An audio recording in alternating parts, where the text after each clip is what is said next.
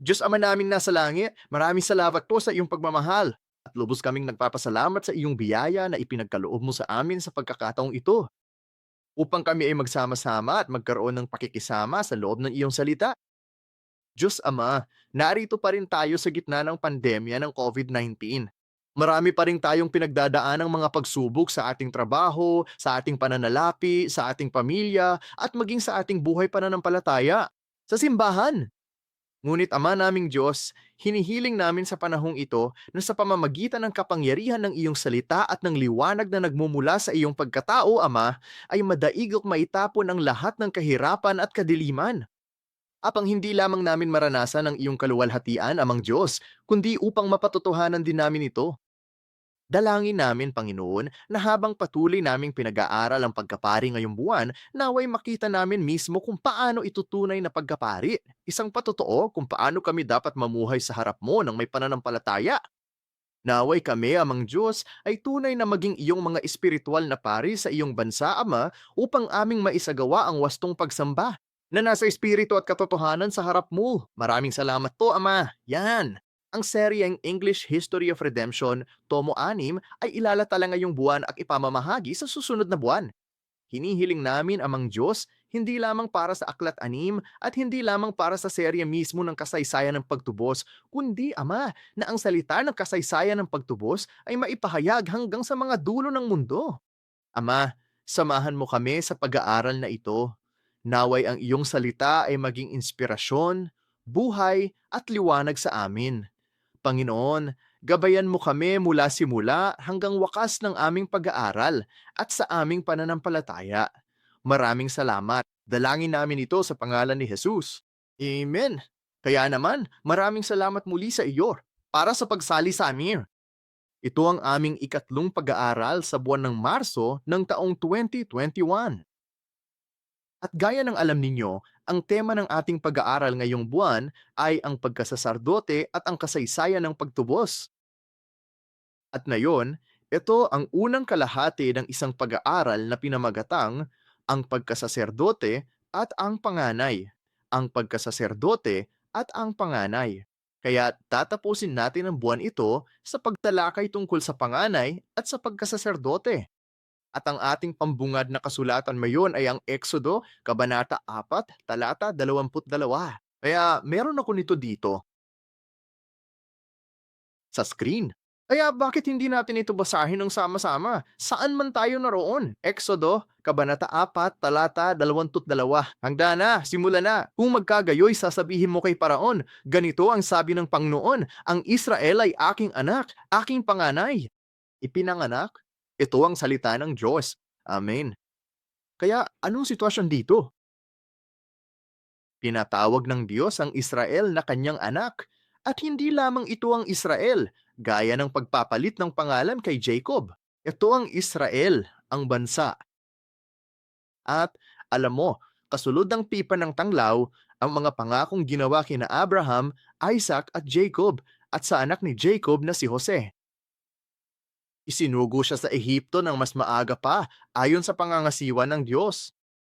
At dahil kay Jose, noong panahong mayroong matinding taggutom sa kilalang mundo noong panahong iyon, si Jose, sa kanyang karunungan, ay nagawang punuin ng butil ang mga kamalig upang magkaroon ng pagkain upang mabuhay sa matinding taggutom na ito. At ang pamilya ni Jose o ang pamilya ni Israel, pumunta sila sa Ehipto sa paanayan ni Jose upang manirahan at sila ay nakaligtas. At 430 taon na silang nanirahan sa Ehipto. At sa panahong iyon, sa loob ng 400 na taon, sila ay inapi ng mga Ehipsyo. Inalipin ng mga Ehipsyo ang mga Israelita. At sa takdang panahon, sa pamamagitan ni Moises na siyang itinalaga ng Diyos bilang tagapagligtas ng Israel, ay sinabi niya kay Faraon na hari ng Ehipto, payagan mong umalis ang aking bayan. At paano ito ipinapahayag ng Diyos? Si Israel ang aking anak, ang aking panganay. Kaya ang Diyos, sa kanyang mapantubos na administrasyon ng paglabas ng kanyang bayan mula sa Ehipto, tinawag niya ang Israel na kanyang bayan, na aking anak, ang aking panganay.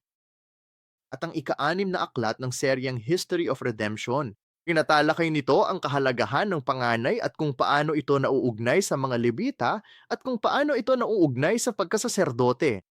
At magsisimula na tayo. Agunawa sa kahalagahan nito mayon at sinisimulan ko na talaga sa konklusyon. Kaya ngayon, talagang konklusyon. At alam mo naman kung paano minsan kapag nanonood ka ng pelikula, may mga taong ayaw ng spoiler. Sa totoo lang, ayos lang sa akin ang mga spoiler dahil kung alam mo na ang katapusan, habang umuunlad ang kwento, habang pinapanood mo ang pelikula, makikita mo kung paano pinagsama-sama ang lahat. At tayo mga nabubuhay sa mga huling araw na ito, tayo ay lubos na pinagpala dahil alam na natin kung ano ang magiging wakas. Ang wakas ay naipahayag na sa atin mula pa sa simula at iyan ang kasaysayan ng pagtubos. Kaya ang buong mensaheng ito ng kasaysayan ng pagtubos, ito ang katapusan kung paano tutuparin ng Diyos ang kanyang kalooban. At makakasama natin siya sa walang hanggang. At paano yun nangyayari? Sa pamamagitan ni Hesus Kristo. At titingnan natin ang partikular na aspetong ito ngayon bago natin tapusin ang mga pag-aaral ngayong buwan sa susunod na linggo. At ang paksa ngayon ay ang nakatutubos na kahalagahang pangkasaysayan ng panganay na Israel. Ngayon, ipinapahayag ng ating pambungad na kasulatan kung paano nais ng Diyos na maging malaya ang kanyang bayan at tinawag niyang Israel na kanyang panganay. Pero malaya mula sa ano? Malaya mula sa Ehipto at ano ang papel na ginagampanan ng Ehipto sa kasaysayan ng pagtubos. Kung titingnan natin ang pahayag, Kabanata 11, talata 8, tinutukoy nito ang dalawang saksi at ang kanilang mga gawa ng pagpapatuo. At sinasabi nito na ang kanilang mga bangkay ay mabubuwal sa lansangan mang dakilang lungsod na sa mahiwagang paraan ay tinatawag na Sodoma. At sa Ehipto, kung saan ipinako sa krus ang kanilang Paninoon. Ngayon, alam na natin sa totoong kasaysayan, salamat, na ang ating Panginoong Hesus ay ipinako sa krus sa labas ng Jerusalem, sa Kalbaryo, alam mo na, sa Golgota. Ngunit, ang sinasabi ng revelasyon ay sa mistiko, sa espiritual na paraan, si Jesus ay ipinako sa krus sa Sodoma. Kaya ang Sodoma ay may papel sa kasaysayan ng pagtubos at siya ay ipinako sa krus sa Ehipto. At ang Ehipto ay may ganitong papel sa kasaysayan ng pagtubos at tutuuan tayo sa Ehipto na yon. Alabas, pinatawag ng ating pambungad na kasulatan ang Eksodo 4:22, ang Israel na panganay. Ngulit anong kahalagahan ng panganay? Sinasabi sa atin ng pahayag, Kabanata 1, mga bersikulo 5 at 6, at mula kay Hesus Kristo, ang tapat na saksi, ang panganay ng mga patay. Okay, kaya meron tayong larawan ng panganay at ito ay mahalaga kay Jesus dahil si Hesus Kristo ang panganay sa mga patay. Tatalakayin natin ito sa pag-aaral at sa pinuno ng mga hari sa lupa. Sa kanya na umiibig sa atin at nagpalaya sa atin mula sa ating mga kasalanan sa pamamagitan ng kanyang dugo at ginawa niya tayong isang kaharian, isang pari sa kanyang Diyos at Ama, sumakanya ang kaluwalhatian at ang kapangyarihan magpakailanman. Amen. Kaya ang paghahayag ay nagsasabi sa atin ng ilang napakahalagang bagay. Sa Kabanata 1, sinasabi sa atin ng pahayag na hindi lamang si Jesus ang panganay sa mga patay, kundi sa pamamagitan ng kanyang dugo, tayo'y ginawa upang maging isang kaharian at mga pare sa Diyos. Kaya mayroon tayong kaugnayan sa pagitan ng panganay, si Jesus, ang panganay ng mga patay, at sa pamamagitan ni Jesus, nagiging isang kaharian ng mga saserdote sa Diyos. Kaya tingnan pa natin ito ng mas malalim. Isulat ang mga talatang ito. Nakausap ko si Evangelist Joanna kanina at nang basahin natin ang seryeng History of Redemption, ang author, si Reverend Abraham Park, ay nagbigay ng maraming paliwanag tungkol sa ilang mga talata at ilang mga prinsipyo ng Biblia. Pero ang lagi niyang ginagawa ay nagbibigay siya ng mga talatang referensya. At alam mo, wala tayong kakayahang isulat ang bawat talata na may referensya. Ngunit isinulat ang mga ito upang maunawaan natin kung saan nagmumula ang may akda. At sa aklat 6, ang Ingles. Sa ika-6 na aklat, tinatalakay nito ang tungkal sa tribo ni Levi at ang kapulungan ng mga panganay. at sa pahina 125. Kaya pagdating ng oras para kunin ang mga libro, sa pahina 125, mayroon itong mga talatang referensya. Pakisulat po ang mga ibo. Isulat ang mga ibo. Basahin ang mga ito. Hinihikayat ko kayong basahin ang mga ito pagkatapos ng pag-aaral na ito. At babasahin natin mula sa mga taga-Kolosas, Kabanata 1, talata 18. Kaya kung meron kayong mga Biblia, samahan ninyo akong basahin ang mga taga-Kolosas, Kabanata 1, talata 18. At sinasabi nito, siya na si Hesus Kristo, siya rin ang ulo ng katawan sa makatuwid bagay ng iglesia. At siya ang pasimula, ang panganay mula sa mga patay, upang siya mismo ang maging una sa lahat ng bagay. Kita mo, si Jesus ang una sa lahat ng bagay. Ang katotohanan ng siya ang panganay ay nangangahulugan na siya ang una sa muling pagkabuhay. At dahil dyan, siya ang panganay sa mga patay. Alam natin na sa pamamagitan ng muling pagkabuhay ni Jesus, tayo ay natubos. At sa ganyan, tayo nagiging priesthood sa kaharian ng Diyos. Kaya meron tayong lahat ng mga konseptong ito na magkakaugnay. Ipinapakita sa atin ng mga talatang ito kung paano sila magkakaugnay sa Biblia. Ngayon, balikan natin kung paano tinawag ng Diyos ang kanyang anak mula sa Ehipto. Tandaan, ang Israel ang kanyang panganay. Alam natin na tinawag ng Diyos ang Israel palabas ng Ehipto at sa Lumang Tipan, binanggit ito ni Propeta Oseas. Oseas, Kabanata 11, talata 1. Nung bata pa si Israel, minahal ko siya. At mula sa Ehipto, tinawag ko ang aking anak. Okay, kaya ang nakatutubos na makasaysayang pangyayari ng Eksodo, ginugunita ito ni Propeta Oseas upang ipaalam sa atin na mahal tayo ng Diyos. Tinawag tayo ng Diyos na kanyang anak, ang kanyang panganay. Minahal niya tayo, at mula sa Ehipto, tinawag niya ang kanyang anak. Ngunit ang nakatutubos na makasaysayang pangyayaring ito ay may direktang kaugnayan kay Hesus Kristo. Bakit? Nang ipanganak si Jesus, alam natin na siya ay pinag-usig ni Haring Herodes. Nais ni Herodes na alisin ang lahat ng banta sa kanyang paghahari. Kaya nang dumating ang tatlong mago para sabihing nakita na namin ang bituin ng hari ng Israel, at napaisip si Herodes, kailan mo nakita ang bituin? Saan mo makikilala ang haring ito? Ipaalam mo sa akin. Kaya pinag-usig ni Herodes si Jesus at pinatay niya ang lahat ng panganay. At si Jose, ang pisikal na ama na legal na ama ni Jesus, ay binalaan ng isang anghel at siya ay tumakas patungong Egypto.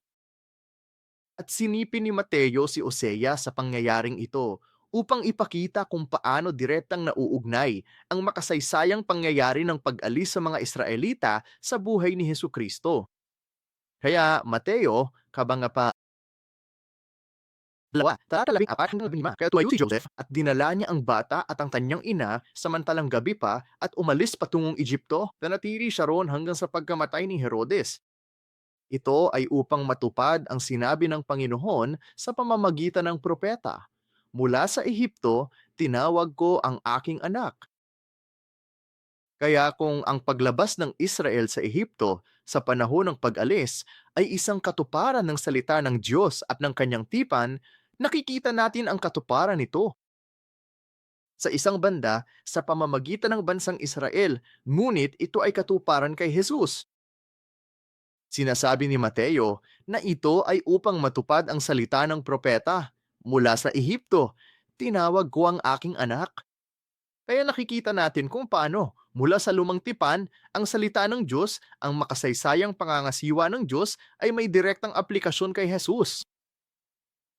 Napakaraming iskolar ang nakikita nila ang mga bagay na ito bilang dalawang magkahiwalay na pangyayari, ngunit pinag-uugnay sila ng kasaysayan ng pagtubos. Ipinapakita nito sa atin kung paano sa pamamagitan ng pagtawag ng Diyos sa Israel bilang kanyang panganay, ito ay talagang isang propesiya kung paano lalabas si Jesus mula sa Ehipto, hindi lamang sa pisikal, kundi sa mistiko at espiritual na paraan. Si Jesus ay ipinako sa krus sa Ehipto, ibig sabihin mula sa lupain ng kasalanan at kamatayan, tayo mismo ay tinawag palabas. Dahil nabuhay muli si Jesus, ganun siya naging panganay.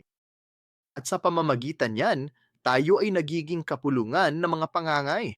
Pero nauunahan na ako, magtayo tayo.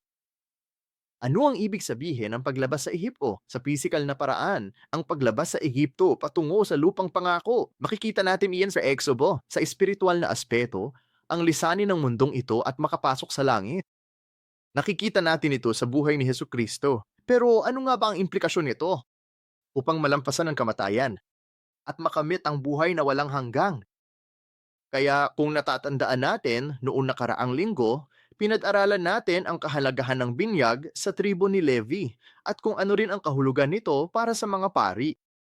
Ngayon, tingnan natin ang 1 Korinto, Kabanata 10, mga talata 1 at 2. Sapagkat hindi ko nais na hindi ninyo malaman, mga kapatid, na ang ating mga ninuno ay napasa ilalim ng ulap at lahat ay tumawid sa dagat at lahat ay nabautismuhan. Kay Moises, sa ulap at sa dagat. Kaya, sinasabi sa atin ng unang Korinto na sa pangyayari ng Exodo, ang kanilang pagtawid sa dagat na pula, ito ay isang bautismo. Ang mga taong lumabas mula sa pag-alis ay nabautismuhan. At ano ang ginawa ni Jesus nang simulan niya ang kanyang ministeryo? Dumaan siya sa binyag. Bilang pagbabalik-aral, mga taga-Kolosas 2, mga talata 12 at 13, na nangalibing kayong kalakip niya sa bautismo, na sa pamamagitan nito ay binuhay din naman kayong kalakip niya sa pamamagitan ng pananampalataya sa paggawa ng Diyos, na siyang bumuhay sa kanya sa mga patay, nang kayo'y mga patay dahil sa inyong pagsalangsang, mga pagsalangsang at ang di pagtutuli ng inyong laman. Binuhay kanya, kasama niya, at pinatawad niya ang lahat ng ating mga pagsalangsang. Mag-review tayo. Ang bautismo ay iniugnay sa muling pagkabuhay, Mateo Kabanata 3:16. Pagkatapos mabautismuhan, agad na umahon si Jesus mula sa tubig. Narito, nabuksan ang mga langit at nakita niya ang Espiritu ng Diyos na bumababang parang isang kalapate at lumalapak sa kanya. At narito, isang tinig mula sa langit ang nagsabi, "Ito ang aking minamahal na anak na siyang aking lubos na kinalulugdan." Kaya ang pagpapahayag ni Jesus ng binyag sa kanyang ministeryo ay kumakatawan sa kung paano tayo inilibing na kasama niya sa binyag at binuhay na kasama niya. Ibig sabihin, tayo'y mga patay dahil sa ating mga pagsalangsang, ngunit tayo'y muling binuhay na kasama niya upang tayo'y buhayin. Kaya, ang binyag ay kumakatawan sa kapatawaran ng ating mga kasalanan. Ang bautismo ay kumakatawan sa kung paano tayo namatay kasama ni Hesukristo, ngunit sa pamamagitan ng kanyang muling pagkabuhay, tayo ay nabubuhay. Kaya ang muling pagbabalik. Anong ibig sabihin ng paglabas sa Ehipto? Kapag lumabas ka sa Ehipto, kailangan mong mabinyagan. Nangangahulugan ito na ikaw ay lumalabas mula sa iyong mga pagsalangsang tungo sa buhay sa pamamagitan ni Hesukristo. Ngayon, kung ikaw ay nabinyagan, anong ibig sabihin nito? Ikaw ay isinilang na muli sa tubig at espiritu. Nang ikaw ay bininyagan, makikita natin dito, si Jesus ay umahon sa tubig at ang espiritu ng Diyos ay nahayag. Bumagsak ito sa kanya. At sinasabi sa Juan 3, versikulo 5, "Katotohanan, katotohanang sinasabi ko sa iyo, maliban na ang isang tao ay ipanganak ng tubig at ng espiritu, ay hindi siya makapapasok sa kaharian ng Diyos." Tinawag ang Israel palabas ng Ehipto. Para saan? Ang makapasok sa lupang pangako, ang makapasok sa kaharian ng Diyos. Sinasabi sa atin ng unang Korinto, Kabanata 10, na sa pamamagitan ng pangyayaring iyon, sila ay nabautismuhan. Sinasabi ni Jesus, upang makita ang kaharian ng Diyos, kailangan mong ipanganak sa tubig at sa espiritu. Kaya makikita natin kung paano sa pamamagitan ng binyag, sa pamamagitan ng ating pagpapahayag kay Hesukristo sa kongregasyon at asembleya ng Diyos, tayo ay muling ipinanganak. Kaya tubig at espiritu po ang kinakailangan. Anong kahalagahan nito? Mga taga-Epeso, Kabanata 5, talata na 25 at 26, tinatalakay ang tungkol sa kasal. Mga lalaki, mahalin ninyo ang inyong mga asawa, gaya ng pag-ibig ni Kristo sa simbahan na ibinigay ang kanyang sarili para sa kanya, upang kanyang pakabanalin ito sa pamamagitan ng paghuhugas ng tubig at salita. Kaya para maipanganak muli, anong kailangan mo? Tubig at ang espiritu. Anong kinakatawan ng tumid? Hinuhugasan ka. Pinababanal ka. Paano? Sa pamamagitan ng salita. Pero hindi lang tubig, tubig at espiritu. Juan, Kabanata 6, versikulo 63. Ito ang espiritu. Sinong nagbibigay ng buhay? Walang pakinabang ang lamal. Ang mga salitang sinabi ko sa inyo ay espiritu at buhay. Kaya nang sabihin ni Jesus na kailangan mong ipanganak sa tubig at espiritu, anong ibig sabihin nito? Kailangan mong ipanganak ayon sa salita ng Diyos. Kaya kapag ikaw ay nabinyagan, kapag ikaw ay inilibing na kasama niya kay Jesu Kristo at binuhay na kasama niya, kung paanong si Jesus ay muling binuhay mula sa mga patay, paano yun ginagawa? Sa pamamagitan ng kapangyarihan ng salita, at iyan ang kinakatawan ng tubig at espiritu. Ngayon sa mga taga-Roma, Kabanata 8, versikulo 11, ngunit kung ang espiritu niya na bumuhay kay Jesus mula sa mga patay, sige, kung ikaw ay binuhay mula sa mga patay, ano ang ibig sabihin nito? Ibig sabihin ay nabinyagan ka na. Kung ikaw ay nabinyagan, anong ibig sabihin nito? Tinawag ka palabas ng Ehipto, papasok sa kaharian ng Diyos. Kung ang espiritu niya na bumuhay kay Jesus mula sa mga patay, siya na tumatahan sa inyo, ang siyang bumuhay kay Kristo Jesus mula sa mga patay, ay magbibigay buhay din sa inyong mga katawang may kamatayan sa pamamagitan ng kanyang espiritu na tumatahan sa inyo. Sino ang binuhay mula sa mga patay? Ang siyang nananahan sa espiritu ni Jesus. Kung ang espiritu ay nananahan sa iyo, nangangahulugan ito na ang buhay ay nananahan din sa iyo. Kung ang espiritu ay nananahan sa iyo at ikaw ay muling binuhay, iyon ay dahil ikaw ay pinanganak na muli sa tubig at espiritu. Ikaw ay bininyagan. Tinawag ka mula sa Ehipto patungo sa kaharian ng Diyos. Kung tinawag ka palabas ng Ehipto patungo sa kanyang kaharian, paano ka kikilalanin ng Diyos? Bilang panganay niya. Kaya kung ipinahahayag mo ang Diyos, kung ikaw ay ipinanganak na muli sa tubig at espiritu, kung ikaw ay nabinyagan, tinuli sa espiritual, ikaw ay lumabas mula sa kamatayan patungo sa buhay. Sa pamamagitan ng kapatawaran ng iyong mga kasalanan at kinikilala ka ng Diyos bilang kanyang panganay. Siya mismo ang tumatawag sa iyo na kanyang panganay at tinawag ka niya mula sa kamatayan patungo sa buhay. At iyan ang ibig sabihin ng pagiging panganay.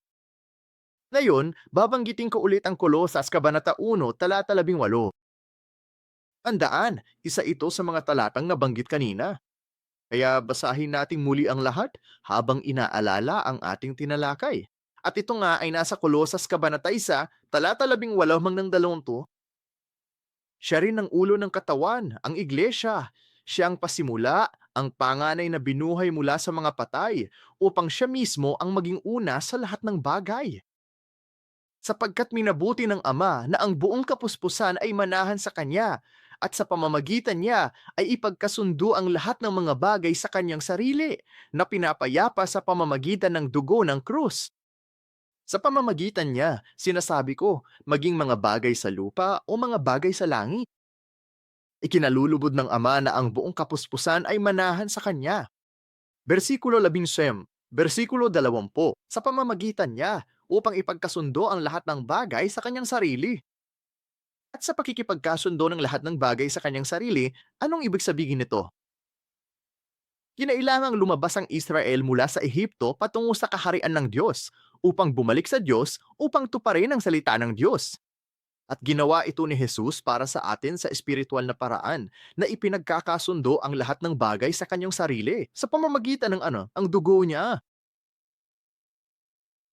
Kung ang dugo ni Jesus ay ibinuhos, nangangahulugan ito na siya ay namatay. Ngunit siya ay nabuhay na mag-uli, at sa gayon ay siya ang panganay sa mga patay. At ito ang pangunahin punto na dapat nating unawahan. Si Heso Kristo ang tunay na panganay. Kaya't habang tinatawag ng Diyos si Israel ang kanyang panganay, habang ibinibigay niya sa kanila ang kanyang kautusan, sinasabi niya sa Exodo Kabanata 13, talata 2, "Pakabanalin mo sa akin ang bawat panganay, ang mga unang bunga ng bawat bahay bata sa mga anak ni Israel, maging sa tao at maging sa hayop." Okay, tinawag ng Diyos ang Israel na kanyang panganay. At ano ang sinasabi ng Diyos tungkol sa kanyang panganay? Sinasabi sa Exodo 13:2 na ang bawat panganay ay dapat pabanalin. Bawat panganay ay banal. Ang bawat panganay ay pag-aari ng Diyos. Kaya ginagamit ng Diyos ang pisikal na panganay sa kautusan upang kumatawan kung paano nabibilang sa kanya ang espiritual na panganay. At ito ay naiipon o ito ay anong salitang iniisip ko? Ang rurok nito ay natatato sa pamamagitan ng Heso Kristo. Lucas, Kabanata 2, versikulo 23, pinawanak si Jesus.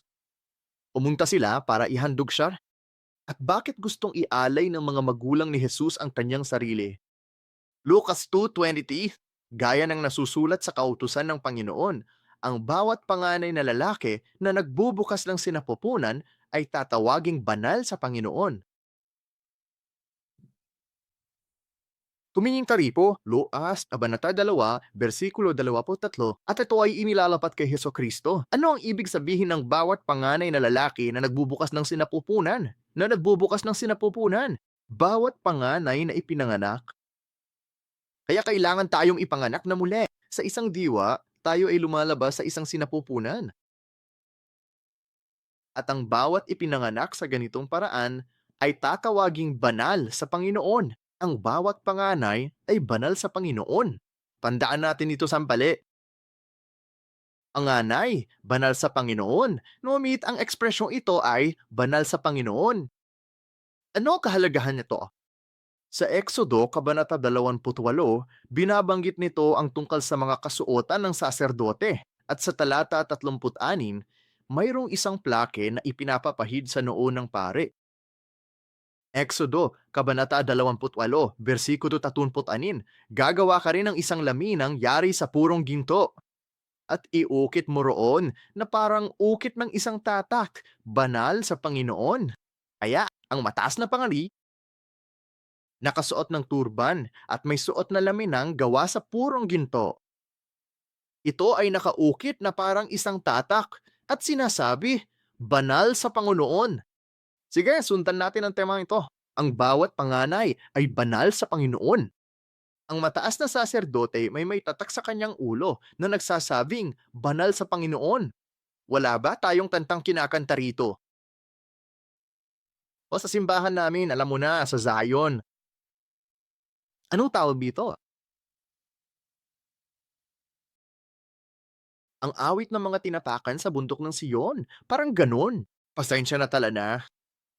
Pero kung titingnan mo ang ilan sa mga liriko, ano nga bang tinutukoy nito?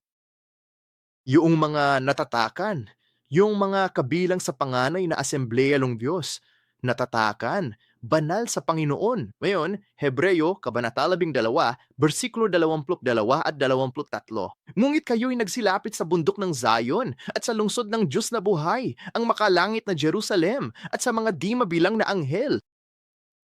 At mahalaga ang talata 23, sa pangkalahatang asembleya at simbahan ng mga panganay na nakatala sa langit, at sa Diyos ang hukom ng lahat, at sa mga espiritu ng mga matuwid. Ginawang perpeto. Ngayon, tingnan mo kung ano ang sinasabi rito sa Hebreo.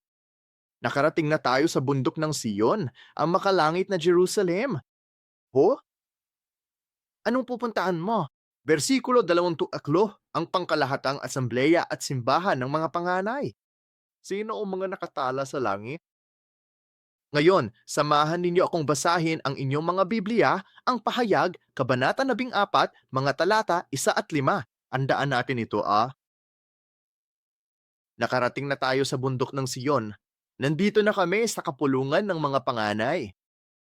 At sino ang panganay? Ang panganay ay banal sa Panginoon. Ang mataas na saserdote ay may mga ukit na parang tatak sa kanyang noo at sinasabi nito, banal sa Panginoon. Pahayag, Kabanata 14, mga talata 1 hanggang 5. Pagkatapos ay tumingin ako at narito ang kordero na nakatayo sa bundok ng Siyon at kasama niya 144,000 na may nakasulat na pangalan niya at pangalan ng kanyang ama sa kanilang mga noo. At ang pangalan ng Diyos ay banal at narinig ko ang isang tinig mula sa langit na parang laglaslas ng maraming tubig at parang ugong ng malakas na kulog. At ang tinig na aking narinig ay gaya ng tunog ng mga manunugtog ng alpa na tumutugtog ng kanilang mga alpa. At umawit sila ng isang bagong awit sa harap ng trono at sa harap ng apat na buhay na nilalang at ng matatanda. Walang sino man ang maaring matuto ng awit maliban sa 144,000 na tinubos mula sa lupa. Paano ka binili? Tinubos tayo ng dugo ng kordero, tama ba? Ito ang mga hindi nadungisan sa mga babae. Nanatili silang malimis. Ito ang mga sumusunod sa kordero saan man ito magpunta.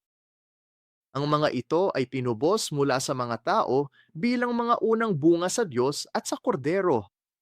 Walang kasinungalingan sa kanilang bibig. Sila ay walang kapintasan.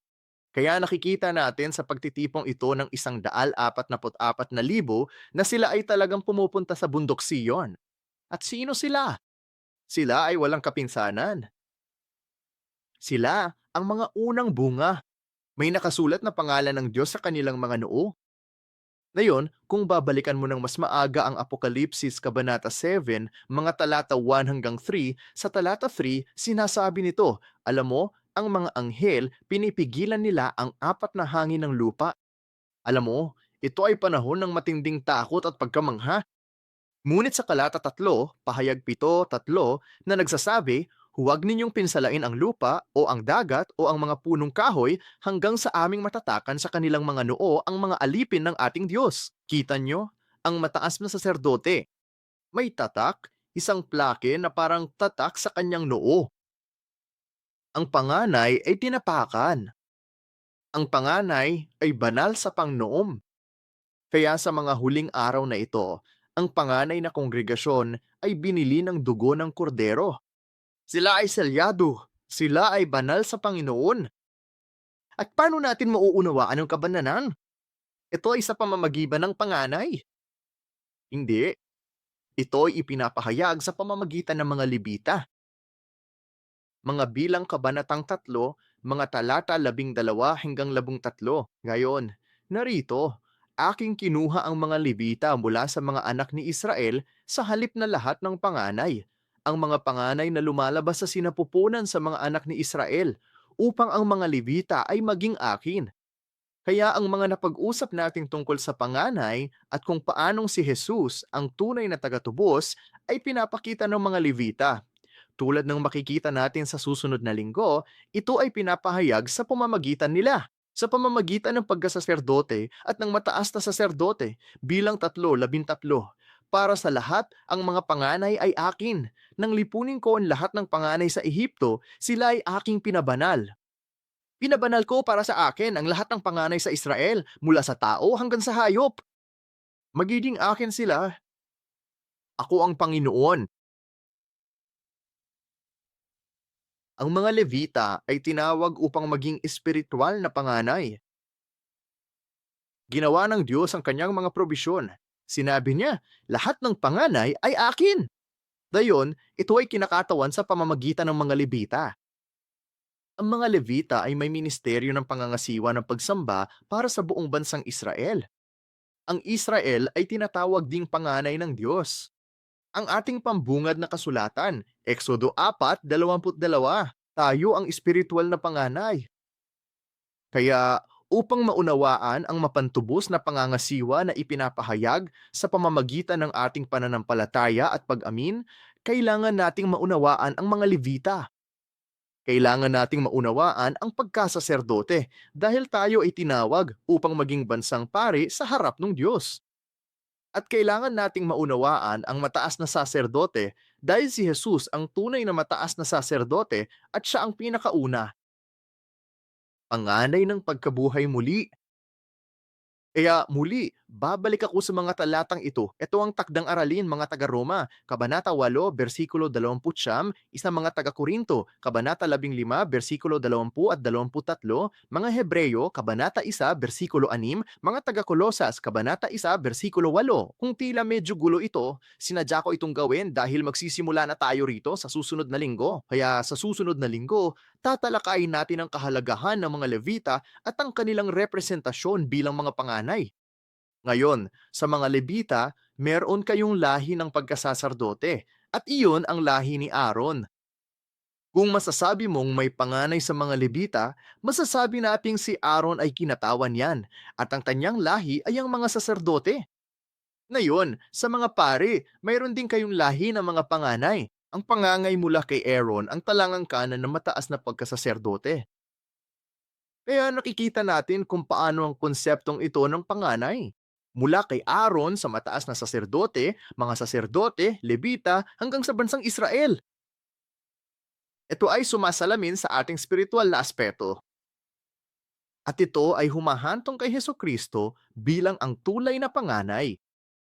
Kaya habang pinanghahawakan natin ang konseptong ito, habang natututo tayo tungkol sa mga pari, at lalo na, sigurado akong mas marami pa tayong pag-aaralan sa Aklat 6. Kapag lumabas ito, kailangan nating malaman kung saan patungo ang lahat nito. Kaya sa pag-aaral ngayon, ibinigay ko na sa inyo ang wakas.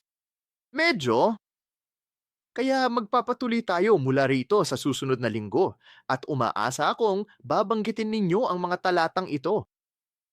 Tatalakayin natin ang mga ito ng mas detalyado sa susunod na linggo. Kaya umaasa talaga ako na babasahin mo ang mga ito at tatandaan mo talaga na si Jesus ang ating tunay na mataas na pari. Kaya ang aking pag-asa at panalangin ay sa patuloy nating pag-aaral ng salita ng Diyos ayon sa mga taga-Roma Kabanata 10, talata 17, ay lalago ang ating pananampalataya. At habang tayo ay nangungumpisal sa pamamagitan ng pagkukumpisal na yon, sa pamamagitan ng kaligtasang taglay natin sa ating pagkukumpisal, naway makilala natin kung paano namatay si Jesus upang tubusin tayo mula sa ating mga kasalanan. At tayo ang tunay na panganay ng Diyos bilang kanyang kaharian ng mga pari. Amen. Kaya't magtapos tayo sa panalangin na susundan ng panalangin ng Panginoon. Diyos Ama naming nasa langit, maraming salamat po sa iyong pagmamahal at sa iyong biyaya. Lubos kaming nagpapasalamat na binili mo kami ng tunay na dugo, ng tunay na sakripisyo, na si Heso Kristo. Nakita natin ngayon kung paano si Jesus ang iyong tunay na panganay, ang bugtong na anak, ang unang bunga ng muling pagkabuhay. Habang nananampalataya kami kay Heso Kristo, Amang Diyos, lubos kaming nagpapasalamat sa iyo na ipinagkakaloob mo sa amin ang iyong paghirang upang kami ay makapasok sa kapulungang ito ng mga panganay. Naway kami, Amang Diyos, ay maging iyong espiritual na mga libita. Naway kami, Amang Diyos, ay maging iyong espiritual na bansa at kaharian ng mga pari upang makapaglingkod kami sa aming tunay na mataas na pari na sa pamamagitan niya ay natamo namin ang lahat ng aming katubusan. Naway ipahayag natin ang ebanghelyong ito, hindi lamang sa mga malapit sa atin, kundi maging sa mga dulo ng mundo. At idinadalangin namin, Ama, na sa pamamagitan ng kasaysayan ng pagtubos at katuparan nito, kaming lahat ay matawag palabas ng Ehipto, ang makapasok sa iyong kaharian at makilala bilang iyong panganay. Lubos po kaming nagpapasalamat at dalangin namin sa pangalan ng aming dakilang mataas na saserdote, si Kristo. Amen.